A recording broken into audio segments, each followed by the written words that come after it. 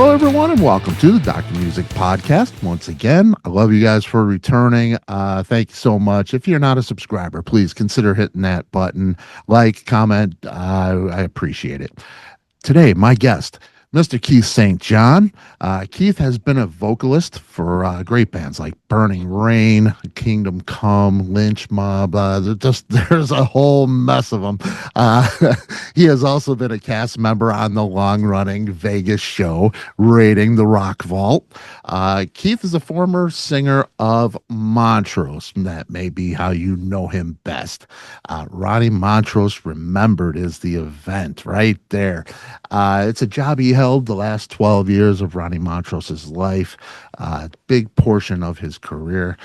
He is also the producer of this great event, Ronnie Montrose Remembered. It's the 10th anniversary of the event this year. So much work goes into this, and he is just ready to celebrate 10 years. This may be the biggest one yet. I'm looking at these guests, and it's incredible. 10th anniversary Ronnie Montrose Remembered event takes place this Saturday, January 24th at the Grand Theater Anaheim Event Center. Everything gets rolling around 7:30, and man, tickets are still available. Keith, it is great to have you, man. I don't know how you pull this off. 10 years of doing this, man. It is an event and a half. Man, thanks for having me, Scott. Those are some really cool, powerful intros you got going there. And if you don't know, Anaheim is in Southern California, and it is the location of the NAMM Convention just about each year. And I think they've been doing this since the 60s. And the NAMM Convention huge became the largest convention in Southern California every single year, boasting over 100,000 people for a long time.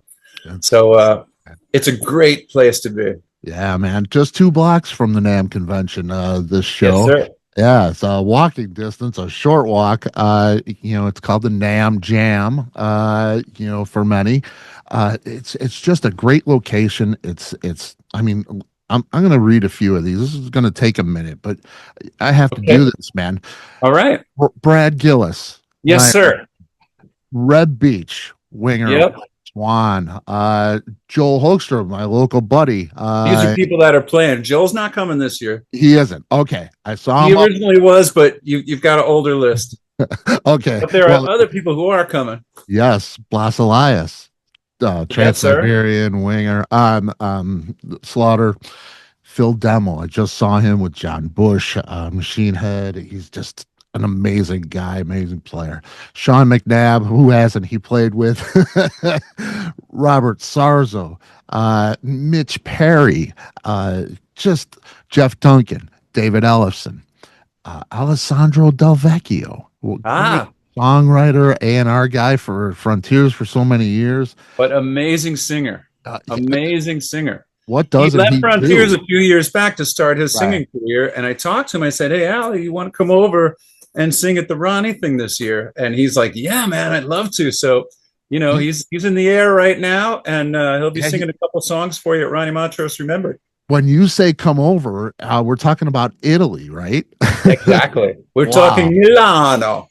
Alessandro Del Vecchio comes from Milano. Oh yeah, man. What a talent that guy is. There's nothing he can't do. Dino Jalusic. Yes. Oh my God. New kid on the block, man. Wow. Talk about a new young kid on this rock and roll block who was making noise, man. And he's, he took over Coverdale's notes on stage. He's been in Trans-Siberian Orchestra. I mean, he's at the cream of the crop. And now, as well, he's coming over the puddle from Croatia. Yeah, man. Yeah. And it's just so, coming from Italy, coming from Croatia, coming from all around the States too. It's not just the local LA thing. People come out for this. And absolutely. You are a lot of that reason. I know that, because like I've I said before, we have mutual friends, and they all love you, man. You're a great guy to work with, fun to hang with. It's a fun event for them. It's a fun event for everybody there. And to pull something off like this, you got to be a pretty mellow guy, man.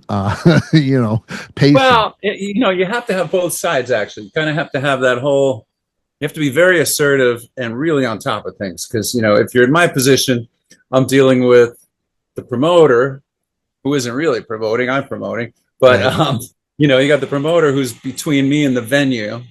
And then, you got my agent you got to deal with. Then I've got all the artists and some of them, most of them I know personally, but some of them, I got to go through their agents or their management first and then see if they got the schedule for it, et cetera, et cetera. And then there's showing the ticketing site how to set up the tickets, because it's a special way we do our thing.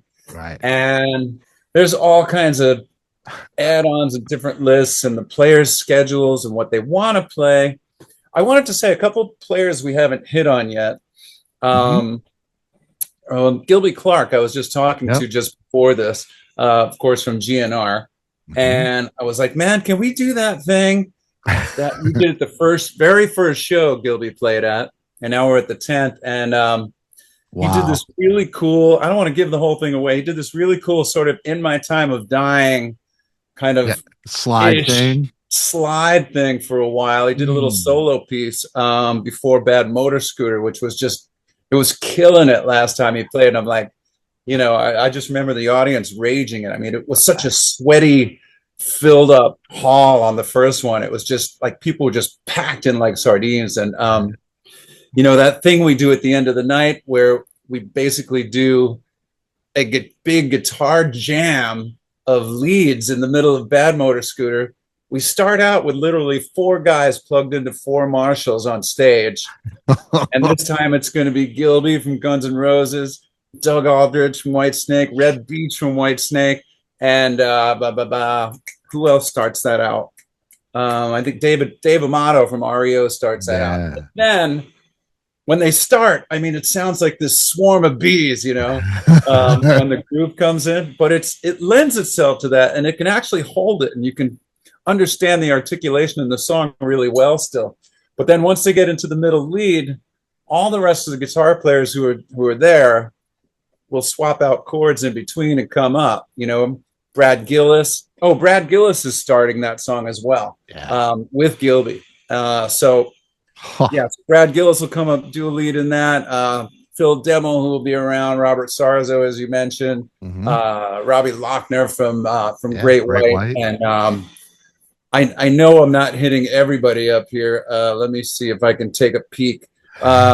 Randy Jackson from Zebra, guitarist. We got Jeff Duncan from the Mighty Armored Saint. AC Blades from LA Guns will be there. So all these guys will kind of like swap off and take turns and do this massive jam at the end, which is, it's just it's a spectacle. Nowhere else in the world can you see this. But seriously. But there's some great stuff coming up. There's some nice cameos. You mentioned Blas Elias on drums. We also have Matt Starr from the Ace Frehley band, and Black Swan. I'm never playing the show, Billy Sheehan. Yeah, there we go. Now Matt Starr and Billy Sheehan have had some experience together with Mr. Big. Pat Torpy, God rest his soul, man. He was also in Montrose with me, Pat, for a little while. He was the first drummer. That's what I thought. Yeah. Ronnie and I recruited to do that version of Montrose, which was the last version of Montrose. And sadly, he's no longer with us. We had to wave goodbye to Pat, and I'm waving up there to him now because it's just all these people that we lose, every year, it's heartbreaking. But what I wanted to say is Matt came in and he lovingly segued in as Pat was playing less and less. Matt was playing more and more. So Matt and Billy have a great relationship playing together, and I have them playing, some of Billy's songs Matt will be playing on this year too. So that should be a lot of fun. Yeah. Great, man. So there's that. And then back to the organization of the whole thing. Yeah. I've got to, I've got to remember to get people's guest lists together. Hey, send me your guest list. Yeah. And I got to get the whole tech list, all the techs. Believe it or not, I have like a 25-person staff. I need staff for the front end, for the VIP entrance, for the. I was going to say you need that many. I need staff to keep an eye on the box office to make sure that's not right. stray, which it will if nobody's watching. And that's stuff, man. It's the fan, you go and you just hang out and you watch and it's cool. The behind the scenes stuff like this, you don't realize how much actually goes into that.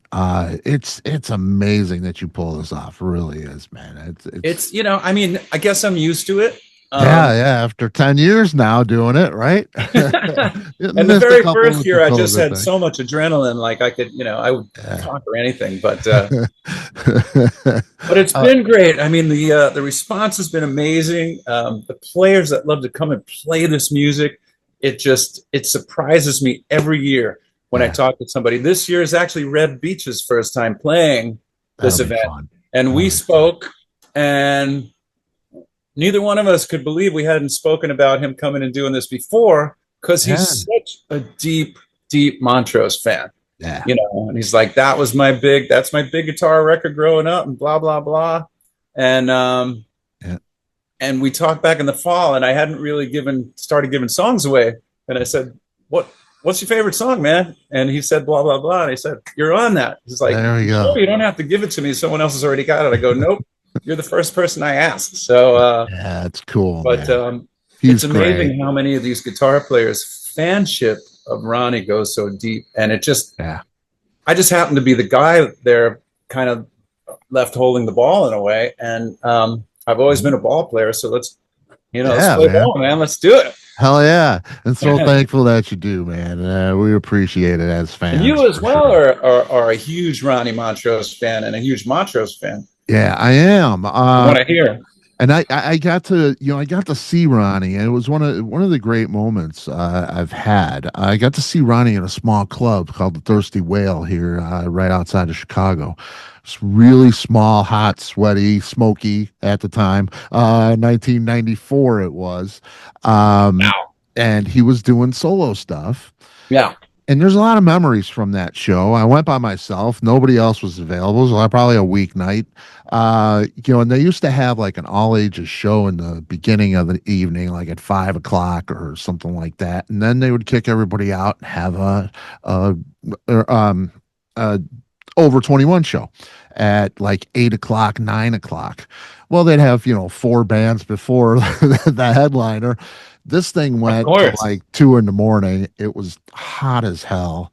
And I remember it was a great set, not one Montrose song. He was just, and I thought, okay, I'm standing there with that very record right there. I'm hoping that, I might get a chance to have him sign it from the stage or whatever, it would just be the thrill of my life.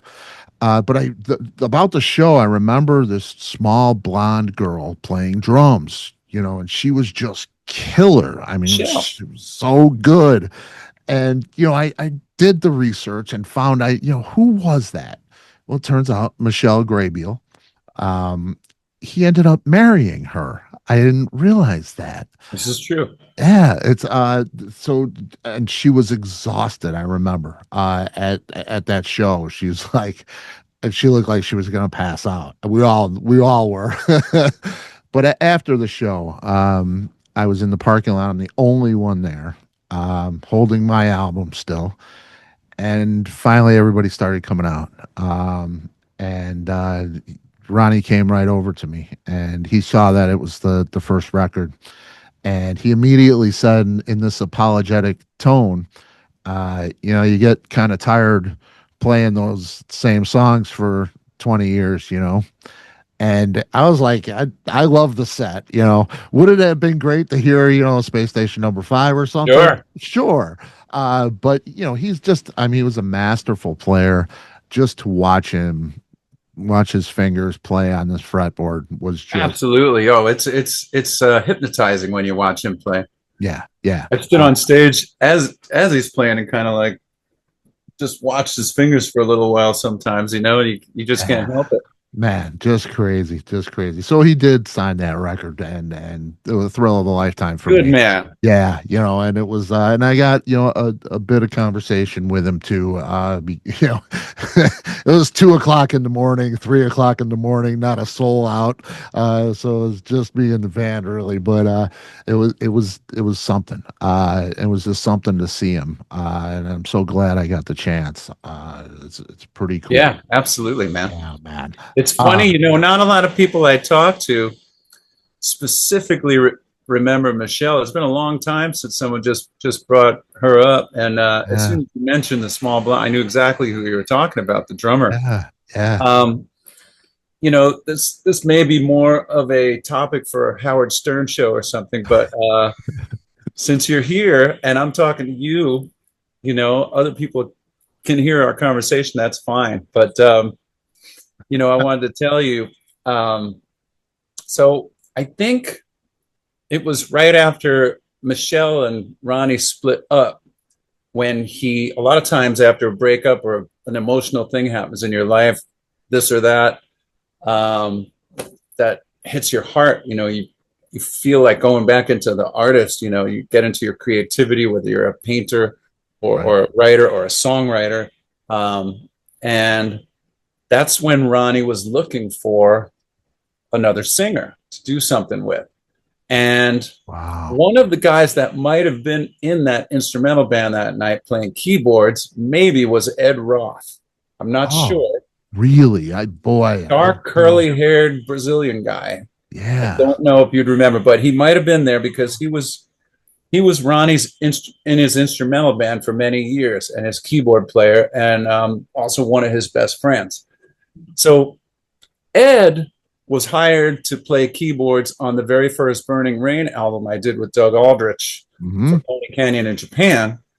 He came in the studio, did his thing, and he heard our music, and obviously he was working on it.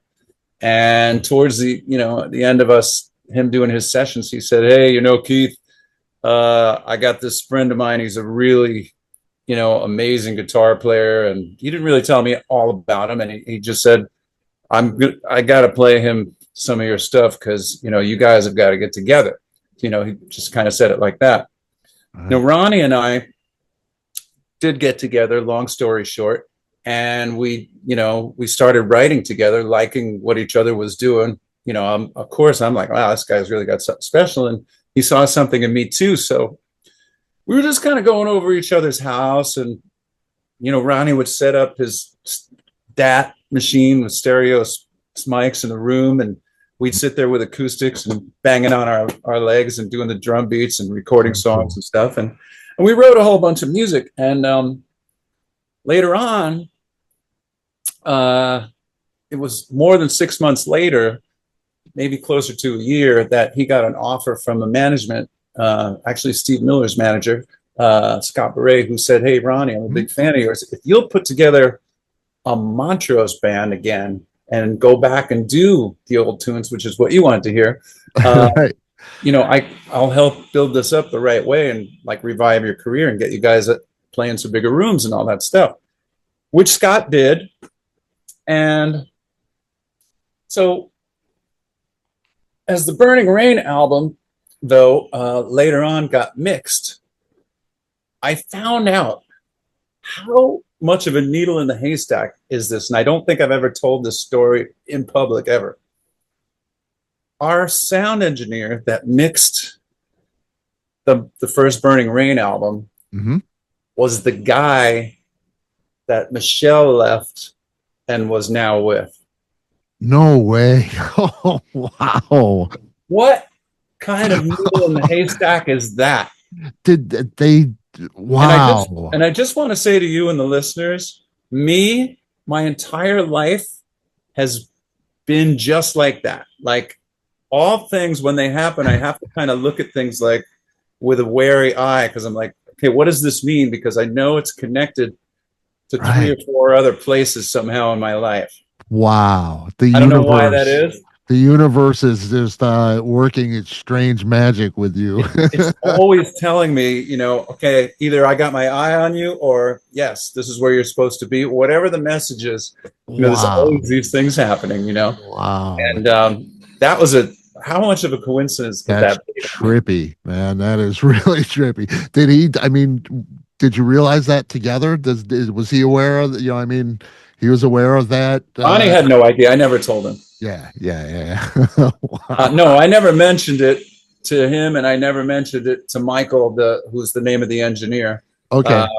That mixed that first Burning Rain record. But how those two worlds, which is already connected, it blows my mind, man. That is really wild, man. Holy cow. Wow, way cool. So you heard an exclusive once only right here. Yeah, man, that's cool. I appreciate that, man. You know, because I looked at Michelle, what she's doing these days, and she's more of an artist. I don't know that she's actually playing, and you know, she might be playing a little, but she's doing other things, and you know, and I thought that was great. You know, she seemed very happy from what I saw online. So very cool, very cool. Yeah. Last year, there was the Sweet Relief Musicians Fund, and they're there again this year. They are there again this year. Yeah. Okay, so yeah, I'll put a link there to that too, and people can make donations and stuff like that. We support them, and we give profits to them. Yeah, you know, a good portion of the profits go to Sweet Relief, and you know, we like to support them and talk about them. It was Ronnie's charity, his go-to charity that he liked. They give to musicians who are in need of medical health care, whether it be physical and mental as well. Yeah, that's great. That's great, and that's huge. You know, because I've asked that. Like I had Howard Leese, who you've played with. Yes, I have, and there's the record. Yeah. And Howard has been a friend for years. I haven't talked to him in a long time, but I asked him about like health, you know, health insurance. You know, that's something we outside of the rock and roll community, you know, you get a job, they provide some health insurance, you pay weekly, whatever it might be. And that's, you know, there are people working jobs for health insurance out here. You don't ever hear that with musicians. And as musicians age, you know, they're human. Things happen. You get sick, you know, you have to take care of yourself. You know, how does that work? Because you know, it's a self entity, really, most musicians, or, you know, record labels not going to give you health insurance as far as I know. You know, do they not? So, you know, things like Sweet Relief, you know, will provide some of that care that, you know, health insurance provider, if you don't have one, or, you know, it's a supplement for those who do. Right? I mean, this is a helpful thing. Absolutely, you know, and they're great in that way. And anybody out there who, you know, can afford to give to them, we actually at the show we auction off some things, and generally in this crowd, which if you're young and in college and you party heavily, you can still come to the Ronnie Montrose Remembered show. But I'm going to say this isn't generally a young college party crowd. I mean, these are more usually kind of more, you know, established people who were around to see Montrose back in the day, or at least they saw our version of Montrose, you know, for those 10 or 12 years that we did it. And, you know, people usually respond pretty well. And we can also throw that money in the pot on top of some ticket sales for those guys. And, you know, it's more than a worthy cause. So if anybody can reach out, you know, just Google Sweet Relief. Scott said he'll put a link in for them. Yep, there'll be a link in the description for sure. Right on.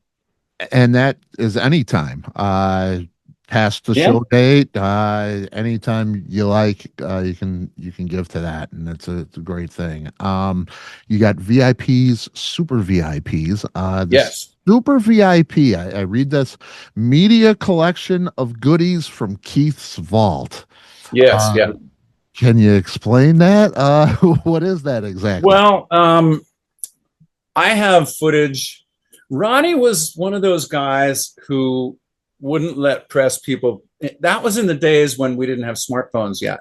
Okay, that you could walk in and just video everything and do everything anywhere.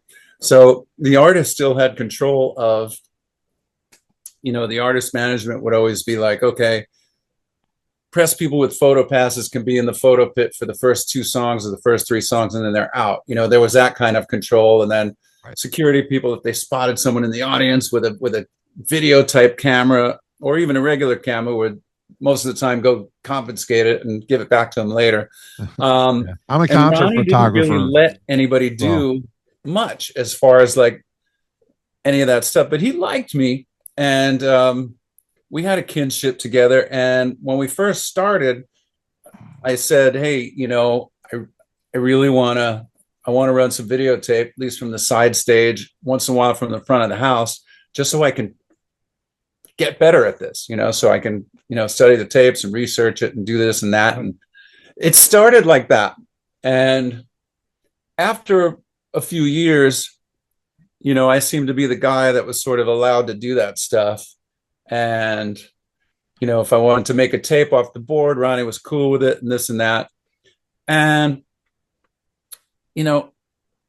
that plus fan videos that they've sent me from specific gigs over the years that they had a nice shot in the audience. I've got stuff, that I've never posted because I wasn't a social media guy. I wasn't a poster guy. Right. And that's just sitting there. So every year I can pull out a few new things, and it's stuff that no one's ever seen, How cool is that, man? And, if you're a Ronnie fan, you'll see him in different phases. When I first met him, he hadn't really cleaned up more to that, completely shaved head and like slicked out his look and everything. Before that, he was, what a gentleman of his years would kind of, come off like, and maybe just no white t-shirt or whatever. And, right. Kind of like high-waisted slacks and stuff like that. And then, so we've got stuff from back then, and we got stuff from, all different phases of us playing. Man. And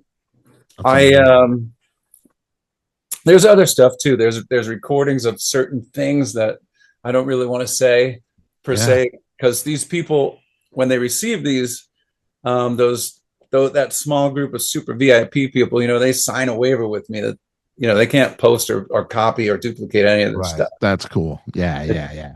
Oh, that's the ultimate for the fan, man. That is way cool. Yeah. And I've known, like, I've heard for years, there's rumor that you guys recorded an album. Because, I'm a big Ricky Phillips fan, Styx fan when he was with them. Love that guy. He's just a great human being. Been on the show. He's awesome. An awesome player.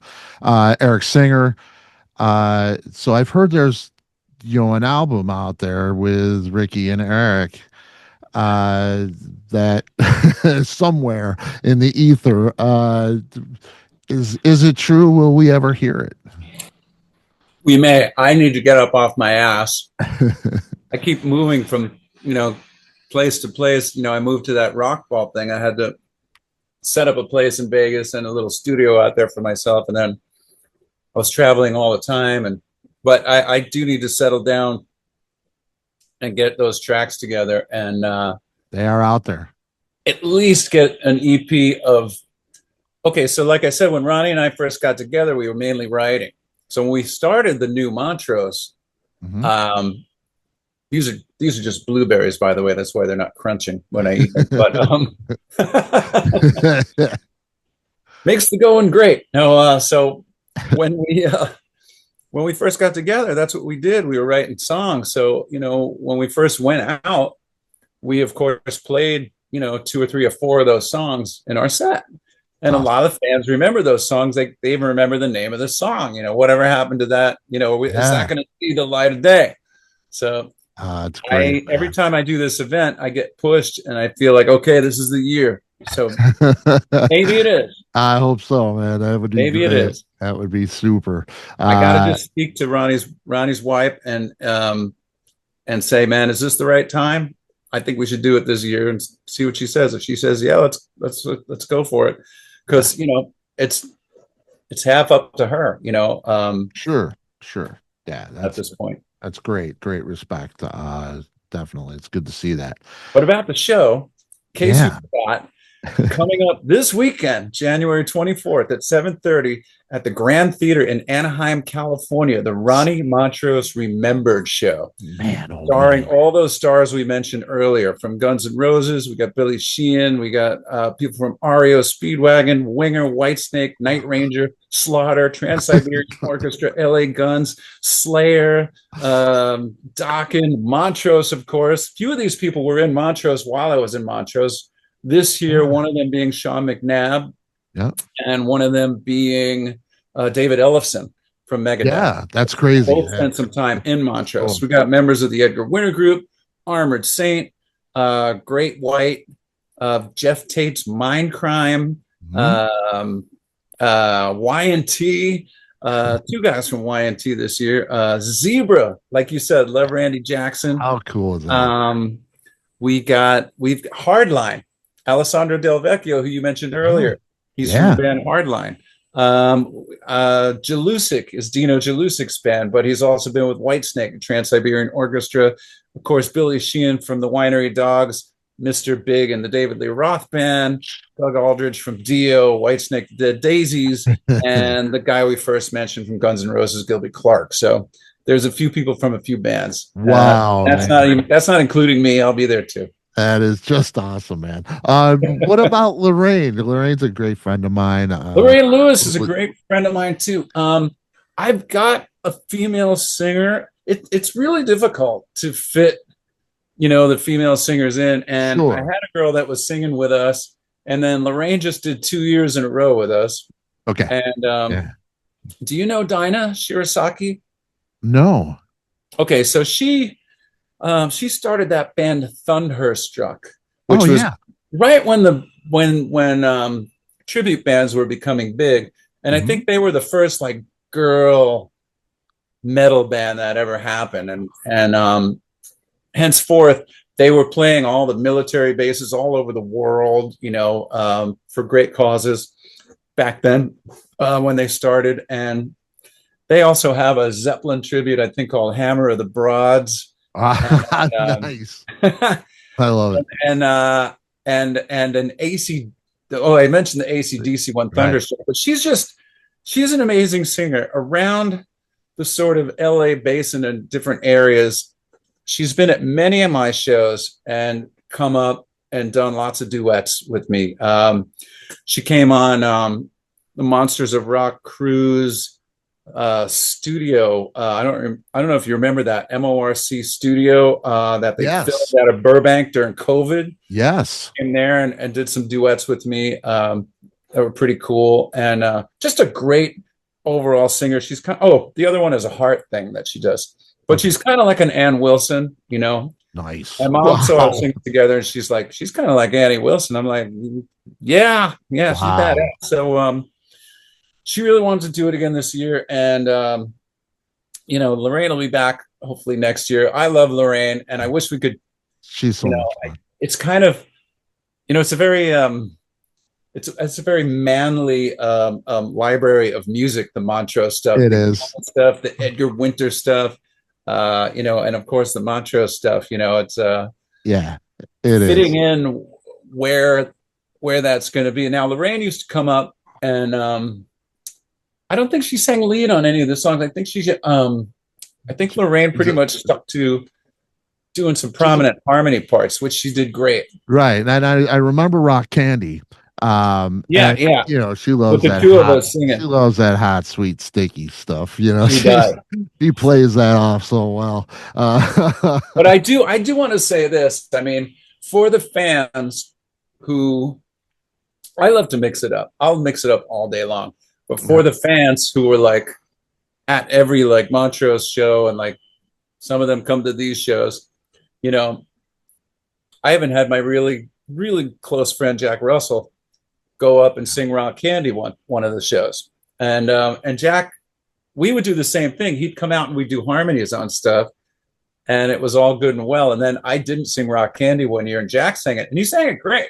Jack is 25 times the singer that I am. I mean, Jack is just, he's got a beautiful, beautiful voice. But people were like, dude, you can't not sing Rock Candy. I'm like, damn, come on, man. I had him on years ago, and we went through his regimen, you know, of how he approaches a show each show, you know, and it's from the time he wakes up and he is, you know, warming up and practicing and, you know, treating his voice the way it should be.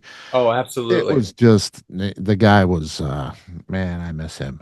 You know, he was just so great. You know, and it's, you know, and I hear, you know, people write that band off or him off as just, you know, another one of the LA hair metal guys or whatever.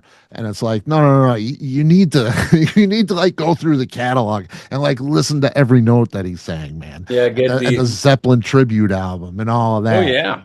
God, the guy was incredible. So yeah, he's, I miss him, for sure. I can't tell you how many times, you know, if we were on the same festival, just, you know, in between sets, hanging out with Jack, you know, and just, you know, whatever we were doing, whether it was having a couple drinks or just rolling some videotape and, you know, singing in the sunshine, laughing in the rain, just like back and forth, kind of doing all that stuff and just goofing on all the Zeppelin stuff. And I had more fun with that than probably any other like singer, you know, because Jack was so open to other singers. That's the thing about singers, you know, backstage sometimes with the other singers and the other bands, and it can be like, and I get it because I'm the same way. Like I need a certain amount of time where I have just my own space and all that. Yeah. So I can get my head straight and kind of, you know, do my thing, you know, before I go out there. I get that. You know, there's definitely, there's some people you run into that definitely take that overboard, and you say hi and they'll just be like, you know. Yeah. But, yeah. That was the exact opposite, you know. Yeah, I've met singers who don't speak to anybody. They hide in a room, and you know, and I get that. I totally get that. You know, because I mean, the emotion of the person comes through the voice more than anything else. You know, absolutely. You can be really upset or sad or whatever, play guitar, and you know you're not going to maybe feel that person's emotion, but in a voice it's a lot harder to hide, that's for sure. No, that is for sure. And whatever happened to you during the day is definitely probably going to affect your inflection, you know.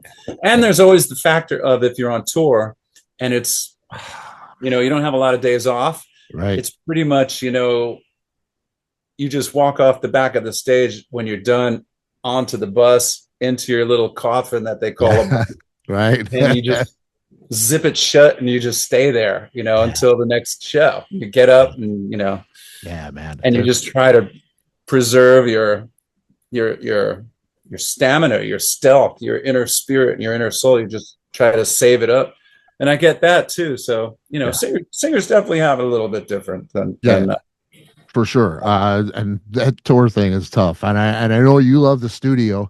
You know, the tour bus and the work of getting from place to place and, you know, doing press, if you're doing that, it's grueling, man. You know, I'm a concert photographer, and I've, you know, gone like a few shows, just, you know, 4 shows in a row, gone out. And it's like, how do you do this for like, you know, a 8 months show run? You know, no way. That's just incredible, man. So yeah, I get it for sure. Some guys are real good at it. I mean, it just, you know, everyone has a different constitution, you know. Yeah.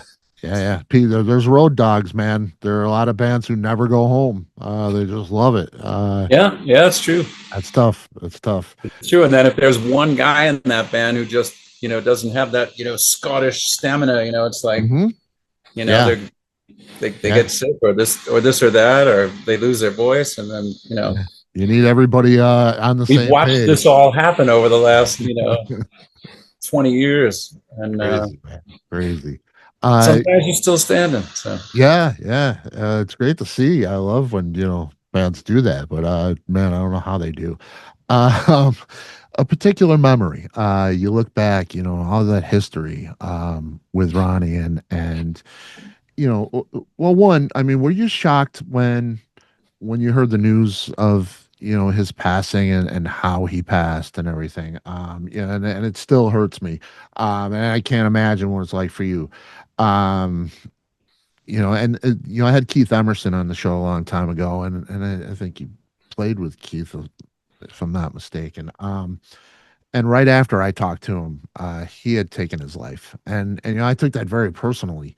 Not that we had a great conversation, but it was just, could there have been something that I might have said that might have changed? You know what I mean? And you second think all of that, and so when you got that news, did it shock you? Did you have know what he was hurting, or I mean, what was the initial feeling that other than sadness, of course? Well, it was more shocking because it's always shocking to lose somebody that you've been close to for that many years. Yeah. But intensifying the shock was the fact that we had recently, so let me back up into Ronnie's into his mind a little bit, back from the old days.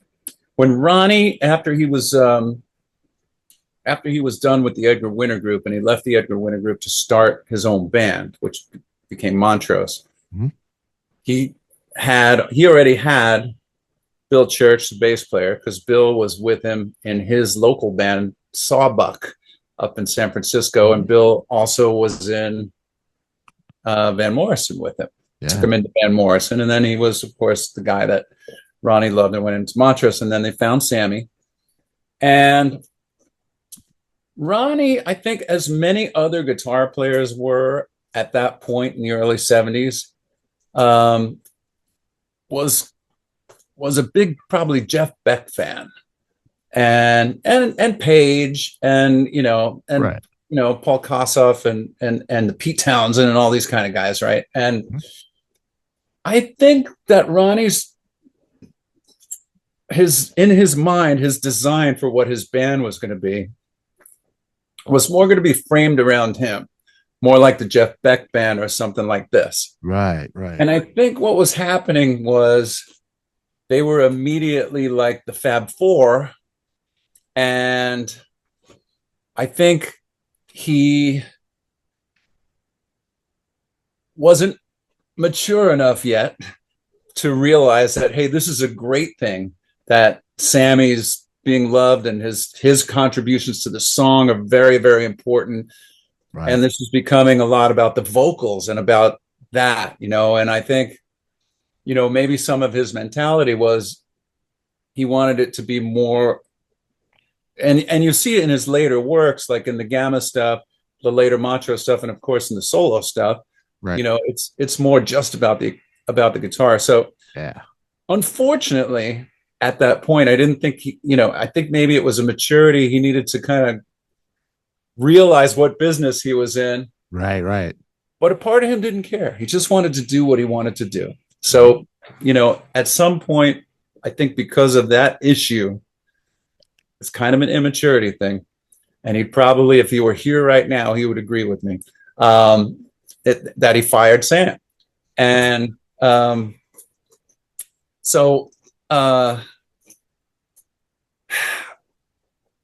that, I think he broke away, and he was just fierce on doing his own thing. Now I'm going to produce Montrose myself, and I'm going to get Bob James, and I'm going to get these guys, and then onwards with Gamma, and on and on. Mm-hmm.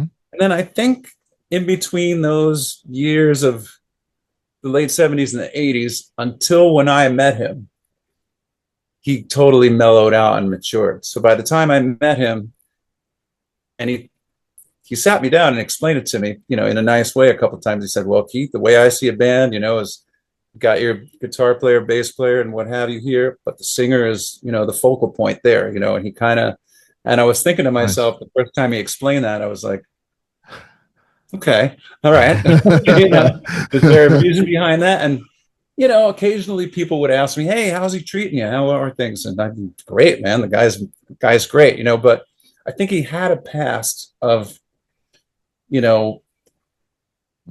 getting mad at singers and kind of, moving on and stuff like that. And especially with Sam. So my point of telling that is there was still a little bit of that left over in our time together. And unfortunately, some of it reared up not that long before he passed. So he had,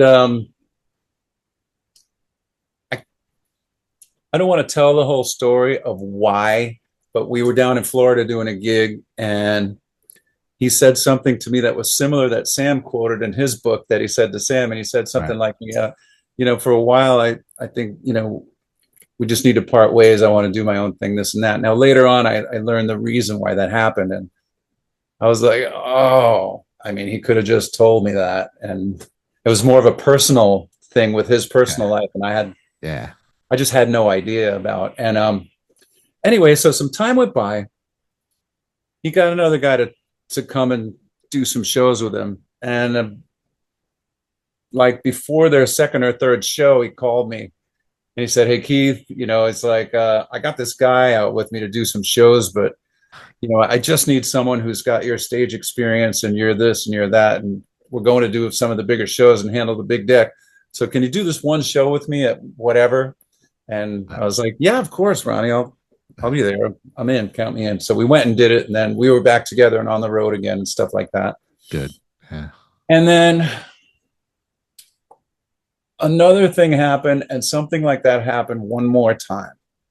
Okay. And that thing, I want to say, happened at the very end of 2011, which he passed in 2012, early in 2012. Yeah. And, or maybe it was early in 2012 that this happened. And he did the same kind of thing again. And he got yet a different guy. And it happened in 2012 because he had a different guy and they were planning on doing some stuff. And then about, I don't know, when he did that and he said, I need to do my own thing for a little while. I think we should. At that time, Frankie Benally called me up from Quiet Riot and said, hey, man, I'm having a problem with the singer we got. You just announced something that you're free right now. And we'd love you to join the band. And I told Frankie, I said, I love you, man. We've been friends a long time. And Frankie's great. I'll definitely fill in any shows I can for you guys. But, I don't think I want to be Kevin. I know how you want things. And he was like, no, you don't have to sing it like Kevin at all. You can sing it bluesier your way, like the way Paul Shortino sang it when he was in the band, et cetera. That's Dinah. I'll call you back. Okay.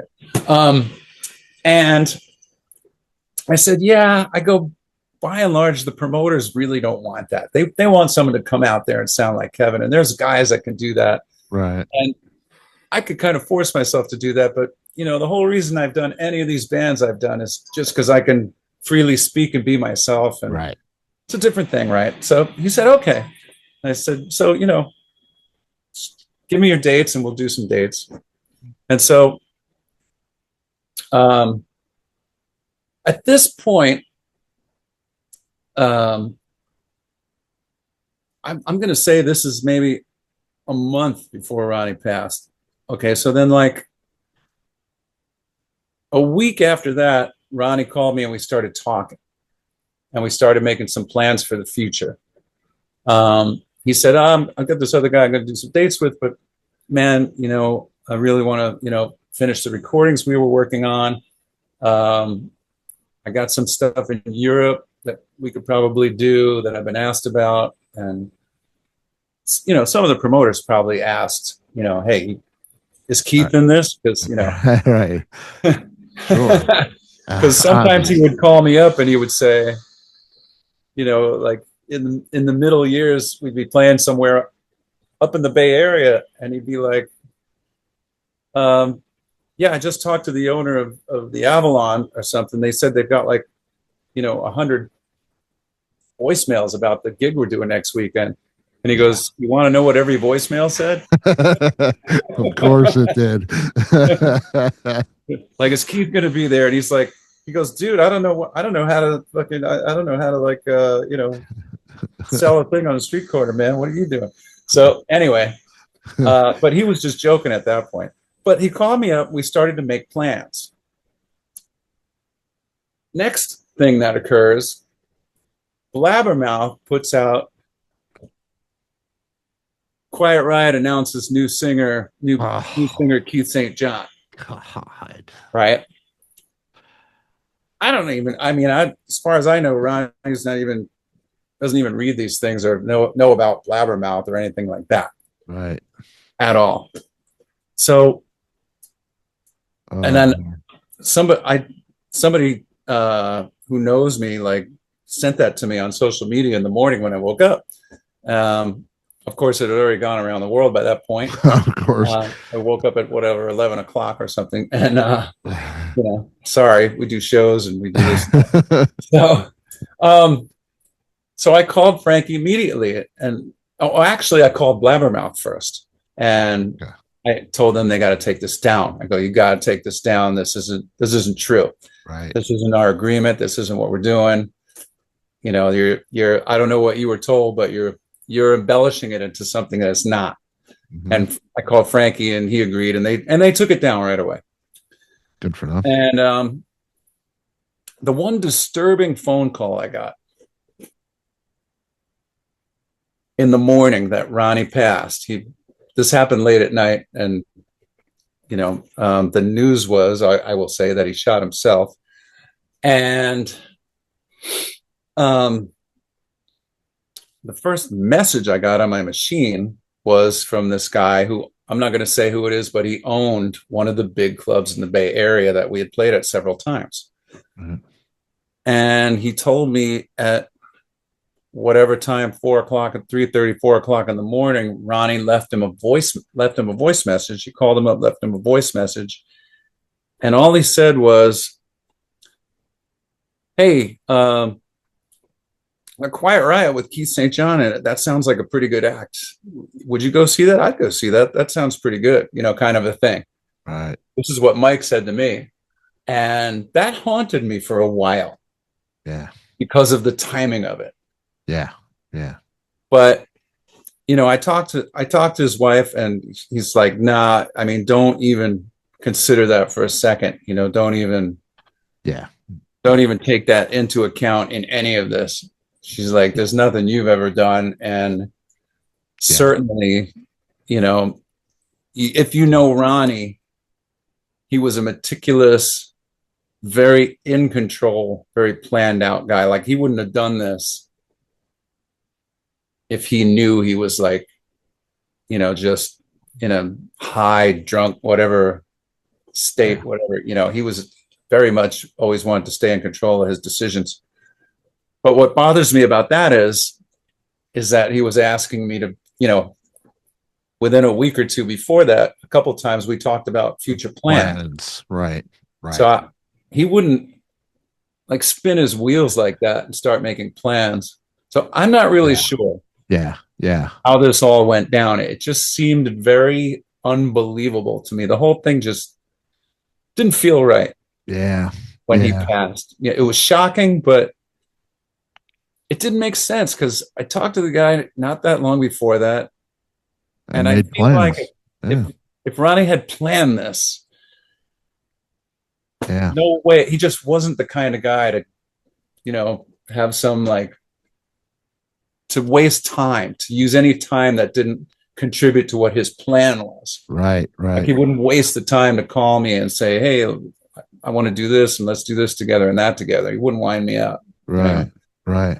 So it's still a bizarre thing to me when I think about it. Yeah, it's And I haven't interesting. thought about it in a while. And it's just kind of Yeah. sorry And about my tangents because it just kind of unraveled some things. And yeah, and I'm sorry to bring it up like that. But no. I you mean, know, it's a fair question, it, but I it, don't think you knew I sort of had all this sort of backstory that I would kind of have to tell to make it make sense. yeah, yeah. It's and like I say, like it's the Keith Emerson thing for me, and it's in a little bit of a way with Frankie. I talked to Frankie a couple times, but the last time I had talked to him was right before he got sick.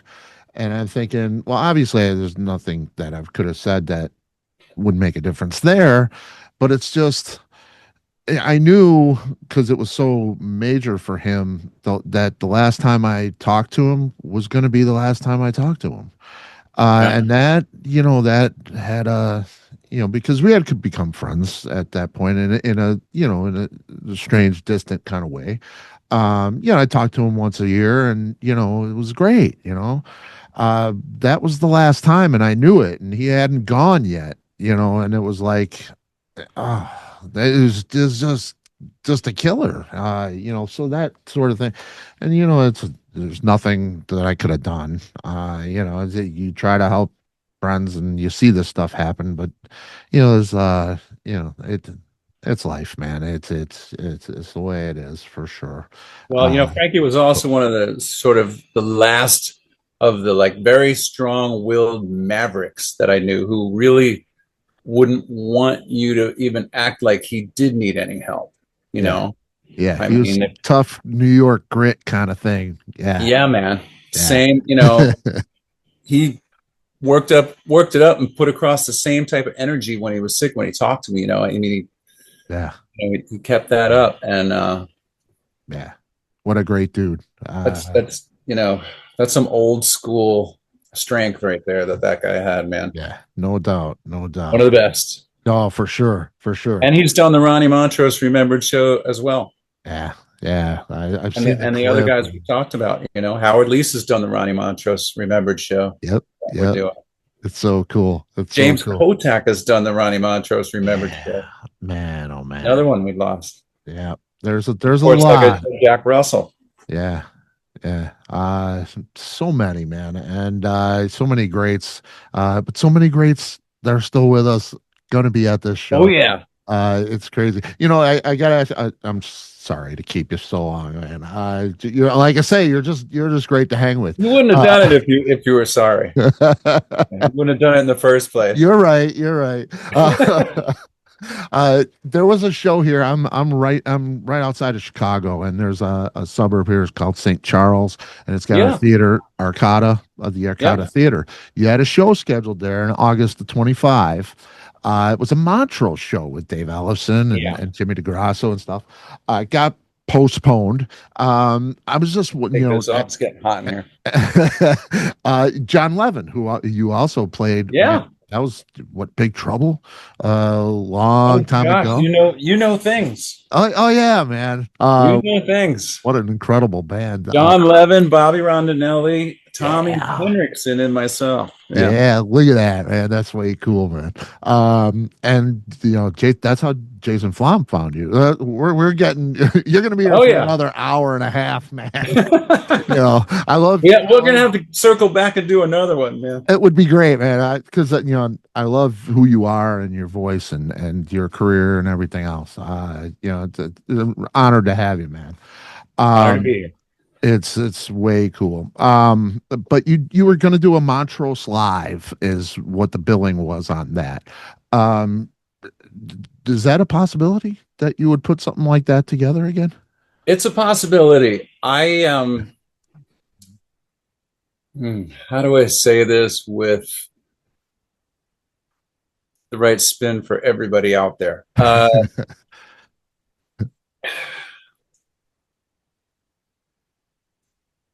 The promoters and the local agents out there wanted to call it a certain thing as the name of the act. And us band members were on the fence without really agreeing to do that. Right. And when when it was announced initially, before we even approved it to be announced, we were taken aback. I'm not going to say offended, but I mean, it wasn't the way things should have been put in order. We really, and, for me, I'm a kind of karma guy. I hadn't had the conversation yet with the Montrose family, et cetera, which is something that I wanted to do. And I put across to everybody involved, and everybody agreed. And I just, it was too much too fast. And it was a group decision between the four of us. It wasn't any one of us. It wasn't just like me, like this. I probably would have swung with the majority with whatever we did, but it was a group decision by the band. Okay, let's just put those to bed. There haven't really, but it just went up. So there hadn't been a lot of ticket sales or anything yet. And I said, let's just take those off the map, and then we will regroup and we'll do this correctly. The way it was billed, if you went on the Arcada's website, it wasn't billed as Montrose Live, quote unquote. It was just billed as Montrose. I was like, oh yeah, that's all right, man. This isn't Montrose. I mean, right. Yeah. I don't know where this information's coming from or who feels they have the right to do that, but let's just back up and start over. Yeah. Me as being the mouthpiece for the collective band members and stuff. So, that makes the most sense. I mean, I don't want to start out by already, having something that's, talkable on like the Howard Stern show. So you guys decided, pushing the wrong, that's the wrong buttons to push for sure. They must have fixed it, because when I went on, it was Montrose Live. Which, still, depending who you are, you might, it's not Montrose, well, it's also the way it was originally. I tried to fix it. Okay. The way it was originally artworked was Montrose in sort of big letters, and then Live under it in like italics. So it looked like, oh, that reads to me as Montrose Band Live. That's still the same thing, guys. Right. And I tried to send them a logo where I made it look like one logo with one word across. Yeah, that's how I saw it. More of a tribute kind of name. But by that point, we already had some, the majority of the band was already kind of on the other side of the fence. So we will try again, I believe. Okay. Yeah, I'd love to see it, man. Because all great players, man. And I must let you know that John Levin, the guitar player, great guitar player, Dokken, he is also a lawyer. And he's been a music lawyer for 25 years or more. So. Yeah, he's also been on the show. He was great, and we kind of brought out that lawyer stuff because we started talking about Dokken, and they've had their share of courtroom drama. Sure. Oh yeah. So, it was interesting to hear talk about his playing, but also talk about his involvement. Talk about the law. Talk about trademarks and talk about copyrights and right. And he's got he's playing with Don Dokken standing next to him. There's things that he can say and do, and things that he can't say and do. It's pretty interesting for sure. And basically, I mean, I can tell you now that you said that. I mean, at the end of the day, John said to the three of us, well, why don't we just wait until you own the mark, whatever we decide it's going to be, and then we're done. Then it's, then we'll start. And the other guy said, yeah, it sounds good. Let's do that, Keith. Yeah, you need to be safe, for sure. Because you don't want anything bad happening. And I also don't want to improperly. I don't want to do anything that's really out of line. I want it to be all in, like I said, like good karma fashion. Totally. There's going to be a lot of good karma happening this weekend, man. This Saturday, 10th anniversary Ronnie Montrose Remembered. Grand Theater, Anaheim Event Center. Tickets available. There's going to be links. RonnieMontroseRemembered.com for all the info. Yes, sir. Keith, man, this Instagram.com/Keith St. John. Just go to Instagram, search for me. KEITHSTJOHN. Yep. I'll pop up and you can just sort of see most of the player list right there. I was going to say, more still coming, and there's a few more that I can't announce, but there you go. That's pretty great, man. Keith, thanks so much, man. Great hang as always, man. Let's do it again, man. Love being on the show. Let's do it soon, man. Yeah, man. Whatever you got going on, my door's always open, man. I love you to death. I'm just I'm gonna break for dinner here, and if you can just wait, we can we can go again in like a half hour here. I'd be up for that, man. I could talk to you forever, man. I mean, I don't know what I'm gonna make for dinner in a half hour. I mean, that'd be Chick-fil-A or something. But yeah, go enjoy your evening, man. And I look forward to promoting this thing and getting it happening, man. Thank you, my brother. Thank you for doing it. It's just great, man. Thanks for having me. And hopefully, I know my audio is going to be a little. I know when I hear back stuff that's just off this computer, it sounds a little tinny or something. Maybe I don't know. Okay, yeah, I'll see what I can do and hike it up a little bit and yeah. Definitely. All right, man. Good talking. Thank you, man. Let's do it again soon. Absolutely. Hang on for a second and I'll share my info with you and you can get a hold of me easier and all that kind of stuff. That sounds good. We'll sign off. Thanks everybody for watching. Keith St. John, Saturday, Ronnie Montrose Remembered. All the links below. Thanks for hanging. All right.